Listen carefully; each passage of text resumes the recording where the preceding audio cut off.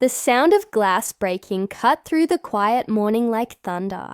It wasn't just a windshield that shattered that day. It was trust, pride, and the thin line between love and anger. Austin Johnson stood frozen on his porch, staring at his car. A spiderweb crack spread across the glass, catching the sunlight, turning it into a glimmering wound. Down the driveway stood Tiana Cole, 18 years old, tears streaking her face, a brick still trembling in her hand. For a moment, neither of them spoke. The silence was heavier than the sound that had just filled the street. That was the moment everything changed. The moment that turned a short-lived romance into a courtroom story in front of Judge Judy. But it hadn't started with anger. It had started weeks earlier, on a snowy afternoon, when Austin had seen Tiana standing by the road, shivering. He was on his way home from work, the snow falling thick and soft, when he noticed her, hugging her coat, waiting for a bus that wasn't coming. Something about her made him stop. Maybe it was the sadness in her eyes, or the way she tried to smile despite the cold. "Need a ride?" he asked. She hesitated, then nodded. That's how it began, a simple act of kindness that neither of them realized would lead to so much chaos. Tiana was young, unsure, and already facing more than most girls her age. She was pregnant when she met him, not with his child, but when she told him. He didn't flinch. "That doesn't matter," he said softly. "I still like you."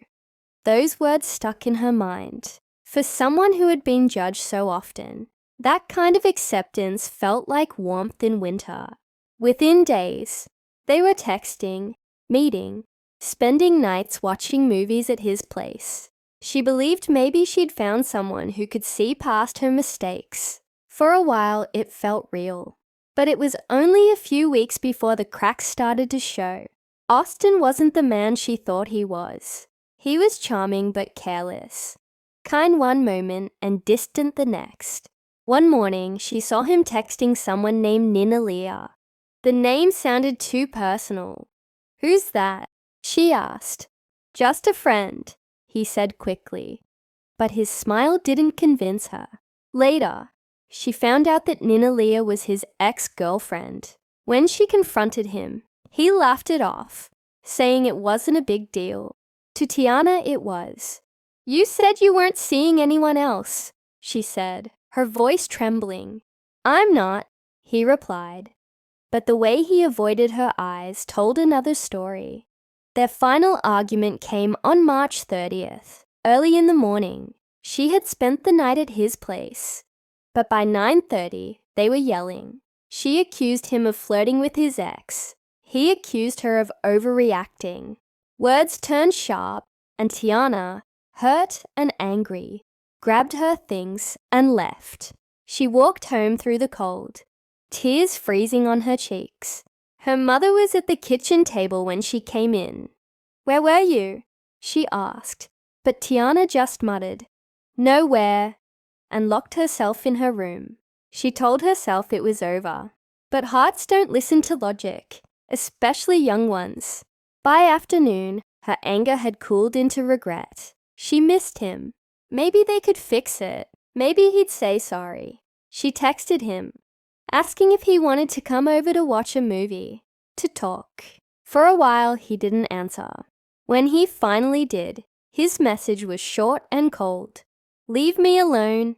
Throw away my shirt." She read it 3 times, trying to make sense of it. How could he go from sweet to cruel so fast? She felt a fire rise in her chest, that burning mix of pain and humiliation that makes people do things they later regret. She told herself she just needed closure, just needed to hear his voice once more. So she went to his house. Austin's car was parked out front, snow melting off the hood. He was home.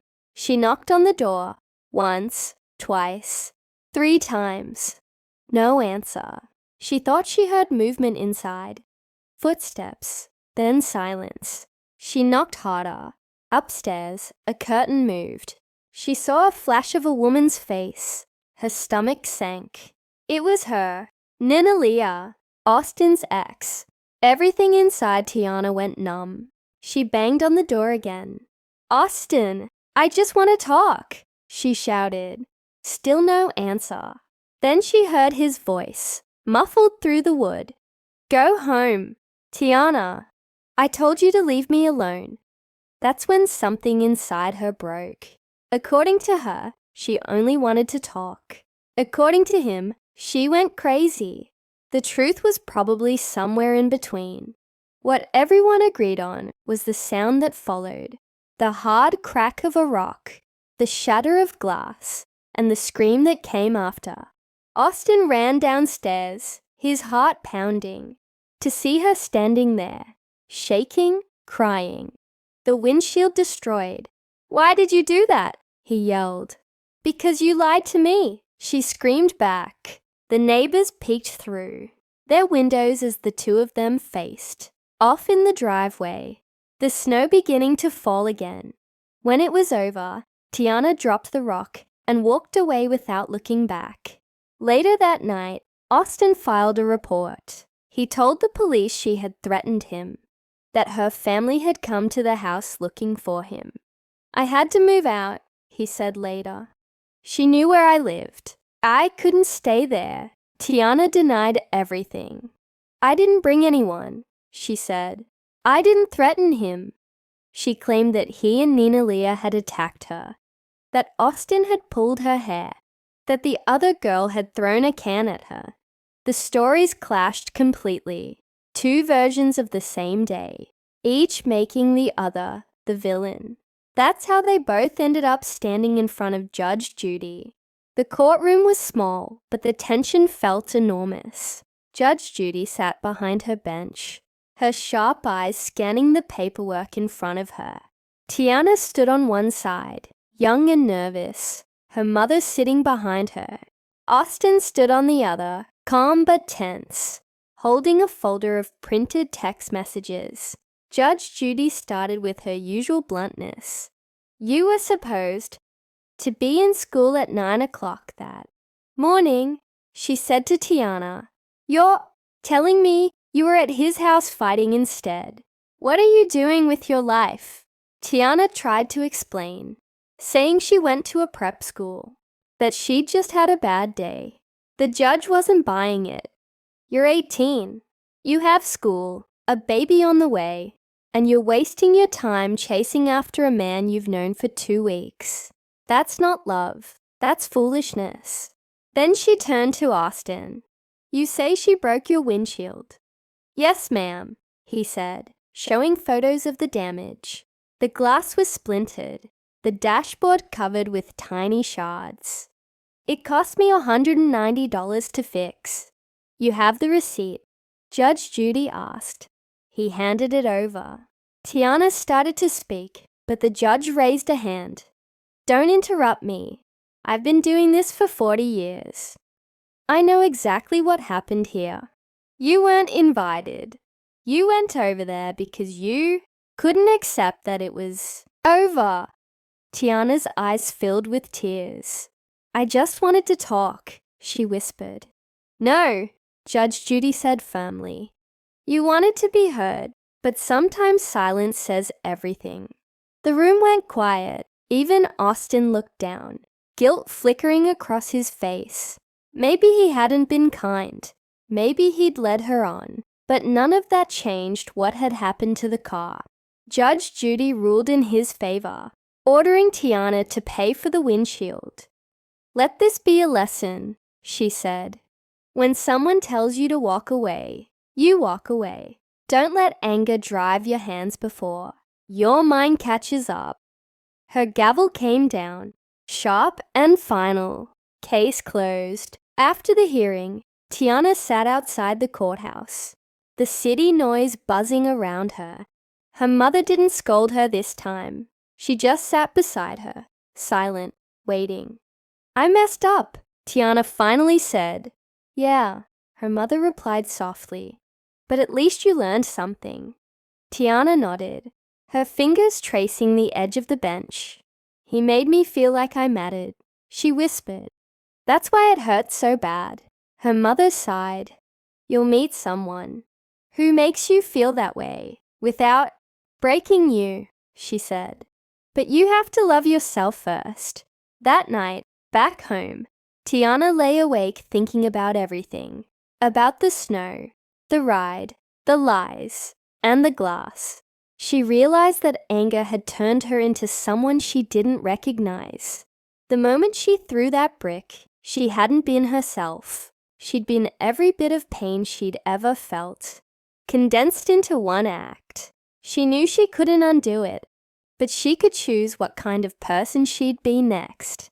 For the first time in weeks, she opened her notebook and wrote down her goals. Finish school. Take care of the baby. Never lose control again. Austin, meanwhile, drove his repaired car through the same snowy streets, the new windshield clear and flawless.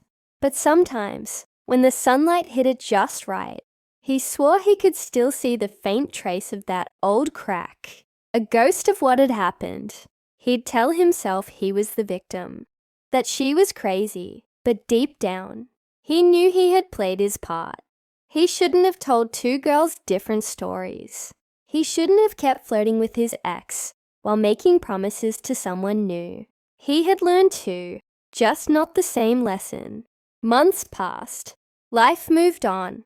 The story faded from gossip to memory, and from memory to lesson. But for both of them, that day remained like a scar, visible only when light hit it the right way. Tiana finished school that summer. She had her baby, a girl, and when she looked into her daughter's eyes, she swore she'd raise her to never need validation from anyone but herself. She got a job at a local store, started saving money, and slowly rebuilt the parts of herself that had cracked that day. Sometimes, when she walked down the street and saw cars parked with perfect, unbroken glass, she'd think about that morning, about how anger feels powerful, but ends up costing you more than it's worth, about how love, when rushed, can become poison. She didn't hate Austin anymore. She didn't even miss him.